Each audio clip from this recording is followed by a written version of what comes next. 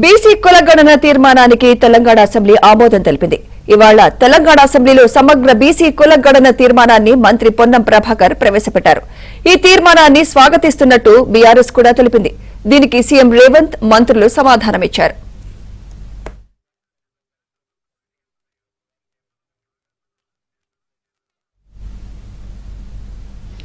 ఎలాంటి అనుమానాలకు తావు లేకుండా కులగణన తీర్మానం ప్రవేశపెట్టామని సీఎం రేవంత్ రెడ్డి తెలిపారు. వెనుకబడిన వర్గాల సమాచారాన్ని సర్వేలో తీసుకుంటామన్నారు. ఇప్పటికైనా విపక్ష నేత సభకు వచ్చి సూచనలు చేయాలన్నారు. సలహాలు సూచనలు ఇచ్చేదానికంటే కూడా అనుమానాలను లేవనెత్తడం ద్వారా ఈ అంశాన్ని పక్కదోవ పట్టించి ప్రజలకు కొన్ని అనుమానాలను రేకెత్తించే విధంగా చర్చ ఆ దిశగా జరుగుతుంది అధ్యక్ష. ఈ సందర్భంగా నేను తమ ద్వారా ప్రతిపక్ష పార్టీలకు, సభలో ప్రాతినిధ్యం లేని మిగతా వర్గాలకు, సామాజిక వర్గాలకు కూడా తమ ద్వారా నేను ఏం చెప్పదలుచుకున్నా అంటే, బడుగు బలహీన అల్పసంఖ్యాక వర్గాల అభ్యున్నతికి నిరంతరం పాటుపడ్డ చరిత్ర కాంగ్రెస్ పార్టీది.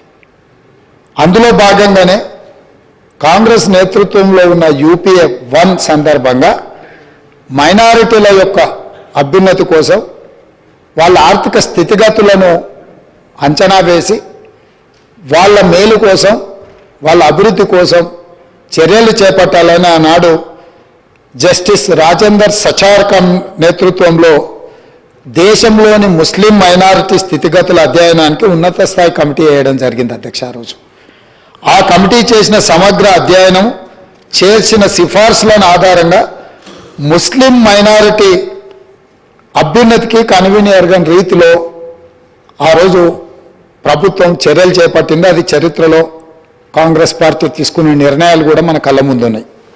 ఇలాంటి అనుభవాలన్నిటిని క్రోడీకరించి మన రాష్ట్రంలో ప్రధానంగా అన్ని వర్గాలకు సంబంధించిన సమాచారాన్ని సేకరిస్తూనే వెనుకబడిన తరగతుల వారి యొక్క అభ్యున్నతి కోసం, వారికి అవసరమైన ఆర్థిక సహాయాన్ని, అదేవిధంగా రాజకీయంగా కానీ, విద్యాపరంగా కానీ, ఉద్యోగపరంగా కానీ అన్ని రకాలుగా ఆ వర్గాలకు ప్రభుత్వం అండగా నిలబడాలన్న ఆలోచనతోని మా నాయకుడు, పార్లమెంట్ సభ్యుడు రాజీవ్ గాంధీ గారు వారసుడుగా రాహుల్ గాంధీ గారు ఏదైతే మాట ఇచ్చిండ్రో ఆ మాటను నిలబెట్టడానికి ఈరోజు ఈ ప్రభుత్వం పూర్తి స్థాయిలో ప్రయత్నం